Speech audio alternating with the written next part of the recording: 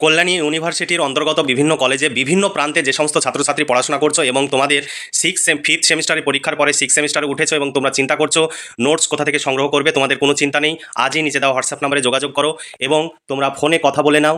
প্রয়োজনে তোমাদের সমস্ত প্রবলেমগুলো বলার পর তোমরা নোটস সংগ্রহ করো। পরীক্ষার আগে পর্যন্ত তোমাদের সমস্ত সহযোগিতা পাবে, তবে আমাদের কাছ থেকেই নোট সংগ্রহ করতে হবে।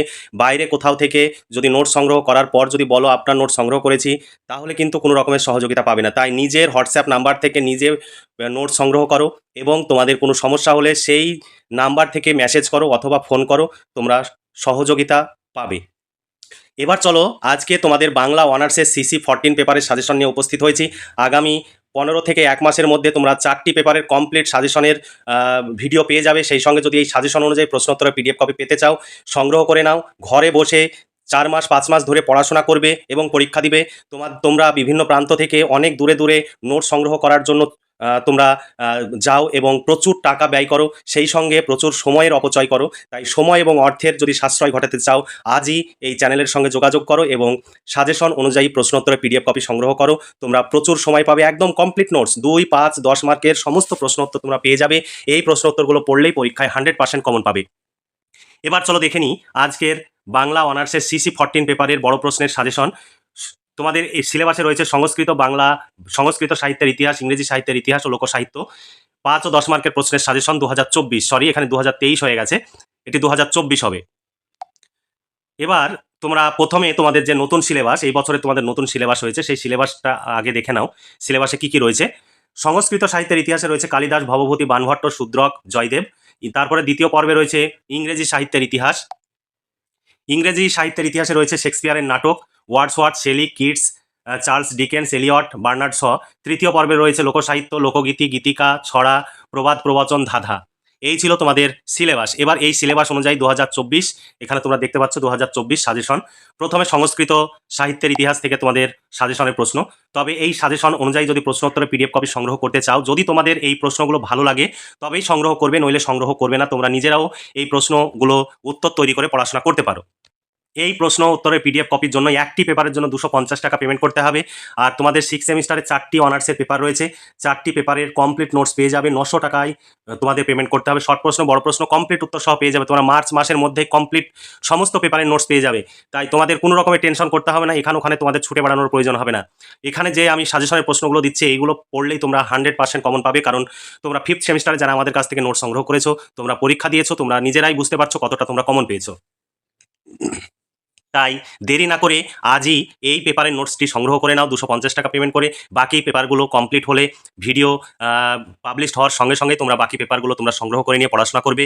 কোনো দেরি করবে না, কারণ তোমরা এই পেপারটি নিয়ে পড়াশোনা শুরু করো, তারপরে বাকি পেপারগুলো যেভাবে পাবে সেভাবে তোমরা পড়াশোনা শুরু করবে।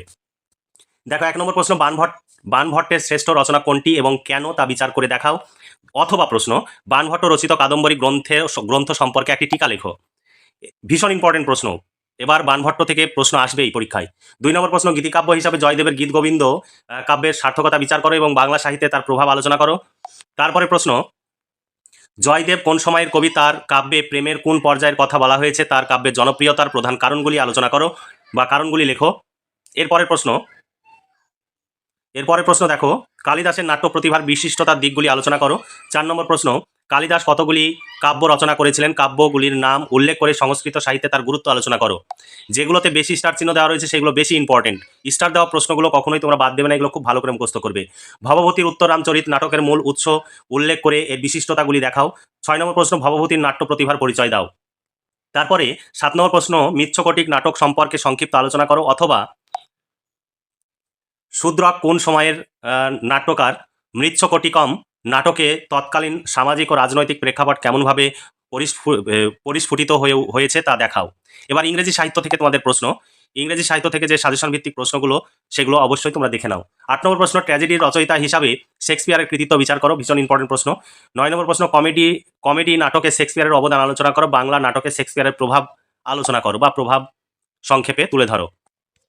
10 নম্বর প্রশ্ন, ইংরেজি কাব্য সাহিত্যে শেলির অবদান আলোচনা করো অথবা PB শেলির কাব্য বৈশিষ্ট্য সংক্ষেপে লেখো। 11 নম্বর প্রশ্ন, TS এলিয়টের কাব্য বৈশিষ্ট্য উল্লেখ করো। অথবা TS এলিয়টের কবিতা আধুনিক নগর জীবনে যে চিত্র দেখানো হয়েছে তার কাব্যিক তাৎপর্য ব্যাখ্যা করো। এরপরে 12 নম্বর প্রশ্ন, ইংরেজি সাহিত্যের অন্যতম কবি এলিয়টের কাব্য কীর্তি বর্ণনা করো। বাংলা সাহিত্যে এলিয়টের প্রভাব কতটুকু আলোচনা করো। 13 নম্বর প্রশ্ন, ঔপন্যাসিক চার্লস ডিকেন্সের উপন্যাস অবলম্বনে তার বিশিষ্টতাগুলি বা বৈশিষ্ট্যগুলির মূল্যায়ন করে বাংলা সাহিত্যে তার প্রভাব আলোচনা করো। 10 মার্কের প্রশ্ন, ভীষণ ইম্পর্টেন্ট প্রশ্ন।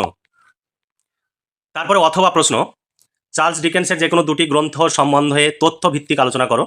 14 নম্বর প্রশ্ন, ওয়ার্ডসওয়ার্থের কবি প্রতিভার বা কবি বৈশিষ্ট্যের পরিচয় দিয়ে বাংলা সাহিত্যে তার প্রভাব সম্পর্কে আলোচনা করো।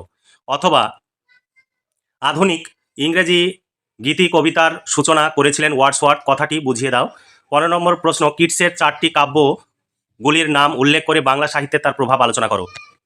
তোমরা আমাদের কাছ থেকে সরাসরি নোট সংগ্রহ করো, তোমরা এখানে ওখানে ছুটে না বেরিয়ে দুশ্চিন্তা না করে তোমরা আমাদের কাছ থেকে নোট সংগ্রহ করো এবং পড়াশোনা করো, তোমরা ভীষণভাবে উপকৃত হবে। কারণ দেখা গেল তোমরা বিভিন্ন জায়গায় নোট সংগ্রহ করছো, অথচ প্রচুর টাকা খরচ করার পরেও আমাদের কাছ থেকে 7 দিন আগে, 2 দিন আগে বা 15 দিন আগে নোট সংগ্রহ করছো, ফলে তোমাদের কিন্তু প্রচুর টাকা বাড়তি খরচ হয়ে যাচ্ছে। কিন্তু আমাদের কাছ থেকে তোমরা যদি নোট সংগ্রহ করো, কোনো টেনশন করতে হবে না, মাত্র 900 টাকায় 4টি পেপারের কমপ্লিট নোটস পেয়ে যাবে। এই 900 টাকায় তোমার যাতায়াতের খরচও নয়, তুমি বিভিন্ন জায়গায় যে তুমি ছোটাছুটি করছো তার জন্য তোমার যে ভাড়ার জন্য যে খরচ হচ্ছে সেই খরচের টাকাও নয়, তোমার যাতায়াতের জন্য সাধারণ তুমি যদি 5 কিলোমিটার বা 7 কিলোমিটার যাও তবুও তোমার প্রতিদিন 20 টাকা করে যাতায়াত বাবদ খরচ আছে, প্লাস তোমার টিফিনের খরচ আছে। সেটি তোমার 6 মাসে কত টাকা হয় হিসাব করে দেখো। তোমার সেই যাতায়াতের খরচের টাকাও আমাদের কাছে লাগবে না। কমপ্লিট সাজেশন ভিত্তিক উত্তর, প্রশ্ন উত্তর তোমরা পেয়ে যাবে। এইগুলো পড়লেই তোমরা পরীক্ষায় 100% কমন পাবে এবং পরীক্ষায় লিখতে পারবে। তাই সময় এবং অর্থের সাশ্রয় ঘটানোর জন্য অবশ্যই আমাদের চ্যানেলের সঙ্গে যোগাযোগ করো এবং নোট সংগ্রহ করো। একটি পেপারের জন্য তোমাদের শর্ট প্রশ্ন, বড় প্রশ্ন, উত্তর সহ কমপ্লিট পেয়ে যাবে 250 টাকায়। সেই সঙ্গে তোমাদের যেগুলো পুরনো সিলেবাসের সঙ্গে মিল রয়েছে তার বিগত বছরের প্রশ্ন উত্তর, কোন প্রশ্নটি কত সালে পড়েছে সেইগুলো তোমরা পেয়ে যাবে। তবে এই বছর তোমাদের নতুন সিলেবাস। তারপরে চলো দেখে নিই পরের প্রশ্নগুলো। দেখো, কিটসের 4টি কাব্যের নাম উল্লেখ করে বাংলা সাহিত্যে তার প্রভাব আলোচনা করো। 16 নম্বর প্রশ্ন, বার্নার্ড শয়ের নাটকে একটি যুগের চেতনা ও আকাঙ্ক্ষাকে শৈল্পিকভাবে প্রকাশ করেছেন, তার নাটকগুলি উল্লেখ করে এই কথার মর্মার্থ বিশ্লেষণ করো। এরপরে লোকসাহিত্য থেকে প্রশ্ন, দেখো লোকসাহিত্য থেকে প্রশ্ন, গীতিকার বৈশিষ্ট্যগুলি আলোচনা করো। 8 নম্বর প্রশ্ন, ময়মনসিংহ গীতিকা বঙ্গদেশের কোন এলাকায় অধিকতর প্রচলিত ছিল? কে প্রথম এই গীতিকাগুলি উদ্ধার করে বিদ্বৎ সমাজে পরিচিত করেছিলেন? যে কোনো একটি গীতিকার মূল গল্পটি লেখো। তারপরে প্রশ্ন দেখো, 19 নম্বর প্রশ্ন, লৌকিক ছড়াতে সমাজ ও ইতিহাসের যে প্রতিফলন ঘটেছে তা উদাহরণ সহ আলোচনা করো। 20 নম্বর প্রশ্ন, প্রবাদ প্রবচনের সংজ্ঞা দাও। প্রবাদের মধ্যে প্রকাশিত গ্রামীণ বঙ্গজীবনের পরিচয় দাও। তারপরে প্রশ্ন অথবা, এটিরই অথবা প্রশ্ন, বাংলা প্রবাদ জনসমাজের দীর্ঘদিনের অভিজ্ঞতা থেকে সৃষ্টি হয়েছে, কথাটি ব্যাখ্যা করো। অথবা প্রবচন কাকে বলে? প্রবচনের মধ্যে বাঙালি ইতিহাসের উপাদান সঞ্চিত আছে, উদাহরণ সহ ব্যাখ্যা করো। 21 নম্বর প্রশ্ন, লোক সাহিত্যের সংজ্ঞা ও বৈশিষ্ট্য উদাহরণ সহ লেখো। অথবা লোক সাহিত্য সম্পর্কে সংক্ষিপ্ত আলোচনা করো। যদি তোমরা আমাদের কাছ থেকে প্রশ্ন উত্তরের PDF কপি সংগ্রহ করো, তোমরা যে সহজ সরল ভাষাতেই এই উত্তর লেখা রয়েছে এবং ভীষণ উন্নত মানের নোটসের গুণমান নিয়ে তোমাদের কোনো রকমের প্রশ্ন থাকবে না বলেই আমার বিশ্বাস। তবে কোনো ক্ষেত্রে কোনো জায়গায় টাইপিং মিস্টেক থাকতে পারে, সেটা তোমরা অবশ্যই সেই জায়গাটির স্ক্রিনশট নিয়ে আমাদের পাঠাবে, আমরা সেটা দেখে তোমাদের সংশোধন করে দেওয়ার চেষ্টা করব এবং সংশোধন করে দেব। 22 নম্বর প্রশ্ন, দেখো লোকগীতির মধ্যে সমসাময়িকতা স্পষ্টভাবে প্রতিফলিত হয়, এই কথার যথার্থতা নিরূপণ করো। কয়েকটি লোকগীতির উদাহরণ দিতে হবে, অর্থাৎ এটি আলোচনা প্রসঙ্গে তোমাকে কয়েকটি লোকগীতি উদাহরণ দিয়ে আলোচনা করতে হবে। তারপরে 23 নম্বর প্রশ্ন, ভীষণ ইম্পর্টেন্ট প্রশ্ন, তোমাদের পরীক্ষায় আসবে ধরে নিবে। ছড়ার সংজ্ঞা দাও।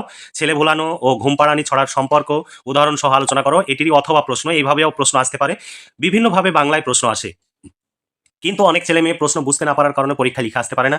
সেই অথবা প্রশ্নগুলো আমাদের PDF কপিতে দেওয়া থাকে। দেখো, ছড়া কাকে বলে? ছড়ার একাধারে শিশু তোষণ, অন্যদিকে সেইগুলি সমাজ ইতিহাসের পটচিত্র, উদাহরণ সহ কথাটি ব্যাখ্যা করো। 24 নম্বর প্রশ্ন, ধাঁধা কি? উদাহরণ সহ ধাঁধার বৈশিষ্ট্যগুলি লেখো। তারপরে 25 নম্বর প্রশ্ন,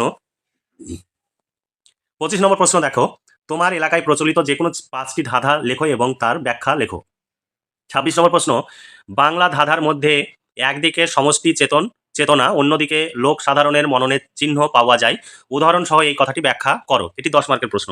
এই 26খানা প্রশ্ন তোমাদের সিসি 14 পেপারে রেখেছি, তবে তোমাদের এখানে 26খানা প্রশ্ন মনে হতে পারে, কিন্তু PDF কপিতে এই 26খানা প্রশ্নই রয়েছে, কিন্তু একই উত্তর একাধিক প্রশ্নে রয়েছে, কারণ একই ধরনের যে প্রশ্নগুলো রয়েছে সেইগুলোতে যে কাটা কাটা উত্তরগুলো রয়েছে সেইগুলো বাদে বাকি যে অংশ সেগুলো কিন্তু একই। সেইভাবে আমরা উত্তর সেট করে রেখেছি, তোমরা দেখে নিতে পারো। এটাই প্রশ্ন উত্তরের পিডিএফ কপি। প্রথমে সিলেবাস দেওয়া রয়েছে, তারপরে সাজেশনের প্রশ্নগুলো, তারপরে সাজেশন অনুযায়ী প্রশ্ন উত্তরের পিডিএফ কপি।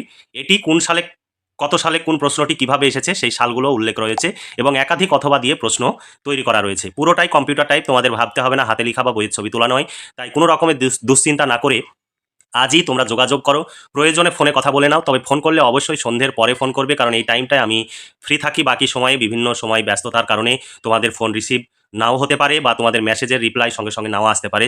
অবশ্যই তোমরা ধৈর্য ধরবে, তোমাদের ভয়ের কোনো কারণ নেই। তোমরা যদি আমাদের এখানে টাকা পেমেন্ট করে রিসিভ কপি পাঠিয়ে দেবে এবং কোন পেপার কোন বিষয় সেটা লিখে দিবে, তোমরা ঠিক নোটস পেয়ে যাবে। কোনো রকমের তোমাদের দুশ্চিন্তা করার প্রয়োজন নেই। তবে তোমরা বাইরে থেকে নোটস সংগ্রহ করে কখনোই বলবে না আপনার কাছ থেকে নোটস সংগ্রহ করেছি, কারণ আমাদের সমস্ত রেকর্ড কে কে কোন পেপারের নোটস নিয়েছে সেটা আমাদের হোয়াটসঅ্যাপে সেভ থাকে, আমরা কখনোই ডিলিট করি না। একটা সেমিস্টার কমপ্লিট হওয়ার পর আমরা ডিলিট করি, আর সেই সেমিস্টার কমপ্লিট হয়ে গেলে পরবর্তীতে সেই নোটস চাইলে আর পাবে না। সেমিস্টার কমপ্লিট হয়ে গেলেই আমাদের সেই সেমিস্টারের দায়িত্ব কমপ্লিট। তবে তোমরা পিডিএফ কপি সংগ্রহ করার পর অবশ্যই যেন ডিলিট না হয় সেই দিকে তোমরা নজর রাখবে, কারণ ডিলিট হয়ে গেলে কারণ আমরা চেক করে দেখব যদি তুমি সংগ্রহ করো, যে নাম্বার থেকে পিডিএফ কপি সংগ্রহ করবে সেই নাম্বার থেকেই মেসেজ করবে, তবেই তোমার যদি কোনো কারণে কোনো পিডিএফ ডিলিট হয়ে যায় সেটা আমরা তোমাকে পাঠিয়ে দেবো। কিন্তু আলাদা নাম্বার থেকে যদি তুমি মেসেজ করো কখনোই সেই পিডিএফ কপি দেওয়া হবে না।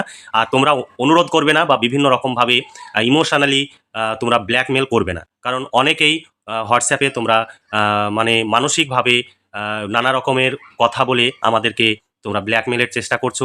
এগুলো করবে না, কারণ এর জন্য আমাদের প্রচুর পরিশ্রম এবং প্রচুর আমাদের খরচ হয়। তাই তোমরা আমাদের সঙ্গে সহযোগিতা করো, তাহলে তোমরাও সহযোগিতা পাবে, তোমরাও উপকৃত হবে, সেই সঙ্গে আমাদেরও কাজ করতে সুবিধা হবে। সব সময় আমাদের সঙ্গে সহযোগিতা করবে। তাহলে এই দেখতে পাচ্ছ তোমাদের যে নোটস, সেই নোটসের পিডিএফ কপিটি আমি তোমাদের দেখাচ্ছি। এই রকমভাবেই পুরো কমপ্লিট নোটস লেখা রয়েছে। আর এইগুলো যদি তোমরা পড়ো, শর্ট প্রশ্ন বড় প্রশ্ন সব উত্তর করতে পারবে। শর্ট প্রশ্নের আলাদা পিডিএফ রয়েছে, এটা বড় প্রশ্নের পিডিএফ, এটা উত্তর সহ কমপ্লিট। তোমাদের এর বাইরে কিছু ভাবতে হবে না। একটি পেপারের শর্ট প্রশ্ন এবং বড় প্রশ্ন উত্তর সহ কমপ্লিট পেয়ে যাবে 250 টাকায়। আর 4টি পেপার যখন তুমি একসঙ্গে নেবে তখন 900 টাকায় তোমরা পেয়ে যাবে। 100 টাকা তোমাদের তার সেই সময় ডিসকাউন্ট থাকবে।